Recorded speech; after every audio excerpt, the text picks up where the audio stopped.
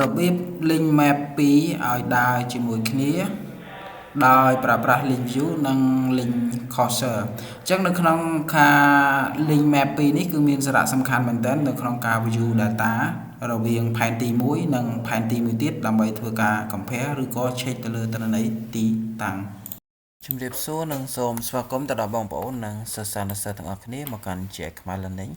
ថ្ងៃនេះដែរខ្ញុំលើកយក tip មួយទាក់ទងនឹងរបៀបlink map 2ឲ្យដើរជាមួយគ្នាដោយប្រើប្រាស់ទៅលើ link view និង link cursor អញ្ចឹងនៅក្នុងការ link map 2ឲ្យដើរជាមួយគ្នានេះគឺមានសារៈសំខាន់មែនទែនសម្រាប់ការ view មើលទៅលើប្លង់ឬក៏ផែនទីរបស់យើងដូចជាក់ស្ដែងនៅក្នុងចំណុចនេះអញ្ចឹងពេលដែលខ្ញុំ zoom ទៅកាន់ទីតាំងណាមួយ map របស់ខ្ញុំខាងនេះផងវានឹងដើរជាមួយគ្នាអញ្ចឹងដើម្បីកុំឲ្យខាតពេលយូរយើងទៅអនុវត្ត tip នេះទាំងអស់គ្នាអញ្ចឹងឥឡូវឧទាហរណ៍ថាខ្ញុំមានទិន្នន័យមួយឧទាហរណ៍ចូលទៅកាន់ map ខ្ញុំ add data ខ្ញុំមានទិន្នន័យនេះមួយជាទិន្នន័យលំហាត់ទេណាអញ្ចឹងទិន្នន័យរបស់ខ្ញុំនៅភ្នំពេញដែលទិន្នន័យនេះវាជា example លំហាត់ទេហើយទិន្នន័យនេះវាមានលេខក្បាលដីឬក៏ទំហំក្បាលដីដូចដែលយើងបានបង្ហាញហ្នឹងអញ្ចឹងដើម្បីយើងធ្វើការ link ណា link map 2ឲ្យវាដើរដូចគ្នាបានបើយើងនិយាយងាយយល់គឺយើង link map 2ឲ្យដើរជាមួយគ្នាមានន័យថា map ខាងនេះក៏ដើរនៅលើទីតាំងហ្នឹង map មួយទៀតក៏ដើរនៅលើទីតាំងហ្នឹងអញ្ចឹងអានេះយើងបាន map មួយហើយឥឡូវខ្ញុំអាច rename map នេះខ្ញុំដាក់map មួយទៅងាយស្រួលចំណាំហើយខ្ញុំ insert ខ្ញុំ new map ថ្មីមួយមកនៅក្នុង map នេះមួយទៀតខ្ញុំអាច property ខ្ញុំដាក់ map 2ហើយខ្ញុំជិះ OK បន្ទាប់មកខ្ញុំទាញ map នេះមកដាក់នៅកន្លែងនេះយើងហៅថា side to side សងខាងណា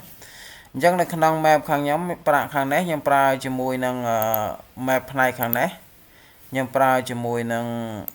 topographic map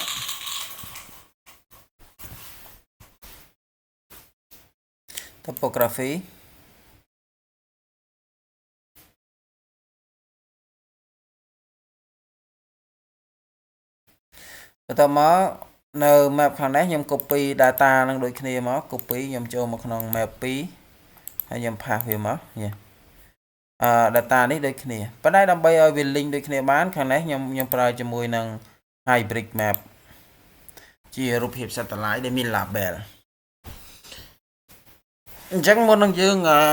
ធ្វើការ link បានតើយើងបង្កើត map side to side បែបហ្នឹងសិនបន្ទាប់មកដើម្បីយើង link បានគឺយើងនៅក្នុង view ទី1បើសិនជាយើង link ទៅតាម cursor អញ្ចឹងពេលដែលយើង zoom នៅកន្លែងនេះអាខាងនេះវាគ្រាន់តែ view ម៉ៅឲ្យយើងឯងឃើញទេអញ្ចឹងយើងពិបាកក្នុងការពិនិត្យមើលពិបាកអញ្ចឹងនៅក្នុងចំណុចនេះយើងចុចយក link ពេលដែលយើងចុច tick link មួយទៀតពេលដែលយើង zoom មកគឺវា fit ទៅទីតាំងហ្នឹងមែនប៉ុន្តែវាអត់ load fit ដូចអ្វីដែលយើងកំពុងតែ zoom នៅក្នុង map មួយនេះទេអញ្ចឹងនៅត្រង់កន្លែងនេះយើងជ្រើសរើសយក link ហ្នឹងដែរប៉ុន្តែយើងជ្រើសរើសយក center and screen ពេលដែលយើងយក center and screen ពេលដែលយើង zoom ទៅលើ screen នេះអានេះវា fit តាមដែរឃើញទេមានន័យថាវា zoom ដូចគ្នា map 1ក៏ zoom បែបម៉េច map 2ក៏ zoom អញ្ចឹងពេលឧទាហរណ៍ថាខ្ញុំកែទៅលើ symbol នេះមួយឲ្យងាយស្រួលមើលខ្ញុំយកពណ៌ខៀវហើយនៅត្រង់កន្លែង color property នេះខ្ញុំយក80ឧទាហរណ៍ណាខ្ញុំយក80label ខ្ញុំជ្រើសរើសយកពណ៌ណាមួយដែលខ្ញុំងាយស្រួលមើលទៅពណ៌សឬក៏ពណ៌លឿងទៅអូខេទំហំសាយយកប៉ុណ្ណេះទៅនៅផ្នែក map ខាងនេះដូចគ្នាខ្ញុំយកពណ៌ខៀវដែរហើយខ្ញុំ color property មកខ្ញុំយក80ដែរមកបន្តមកទៀតនៅក្នុងការ link របស់យើងនេះមានន័យថាយើងមើល map របស់យើងនេះខ្ញុំដាក់ពណ៌ក្រហមចាយើងមើល map របស់យើងនេះវាដាក់សញ្ញានេះគឺសញ្ញា link ជាប់គ្នាបើខ្ញុំ zoom ខាងនេះក៏ rig ដែរ zoom ខាងនេះក៏នេះខាង rig ដែរដូចគ្នាអញ្ចឹងអានេះយើងប្រើប្រាស់ហ្នឹងគឺយើងប្រើប្រាស់នៅក្នុង link view ឬក៏ link cursor ហ្នឹងនៅក្នុង link view ហ្នឹងវាមាន2 option វាមាន center និង center and screen បើយើងយកទៅ center ទេពេលយើង zoom ទៅអានេះវា zoom តែប៉ុណ្ណេះហ៎ឃើញទេ វាអត់ fit ដូចគ្នាដែរប៉ុន្តែខ្ញុំយក center and screen អានេះ zoom បែបម៉េចអានេះ zoom មកអញ្ចឹងក្នុងករណីនេះគឺងាយស្រួលក្នុងការផលិតទៅលើផែនទីរបស់យើងតើតើនឹងផែនទីខ្លះជាផែនទី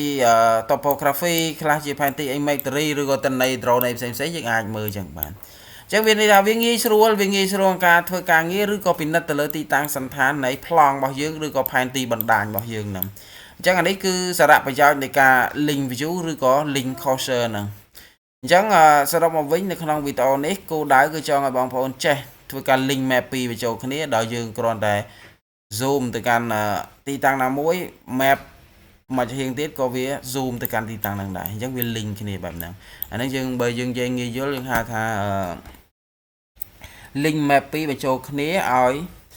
ដើរជាមួយគ្នាហ្នឹងមានន័យថាmap មួយយើងទៅតាណាmap ពីរក៏ទៅតាហ្នឹងដូចគ្នាណាអញ្ចឹងនៅក្នុងវីដេអូនេះគឺខ្ញុំមានតែប៉ុណ្ណឹងទេបើបងប្អូនគិតថាវីដេអូនេះមានសារៈសំខាន់កុំភ្លេចជួយ share អញ្ចឹងបងប្អូនកុំភ្លេចជួយ share ក៏ដូចជា follow ទៅលើ TikTok page ម្នាក់មួយផងដើម្បីទទួលបានចំណេះដឹង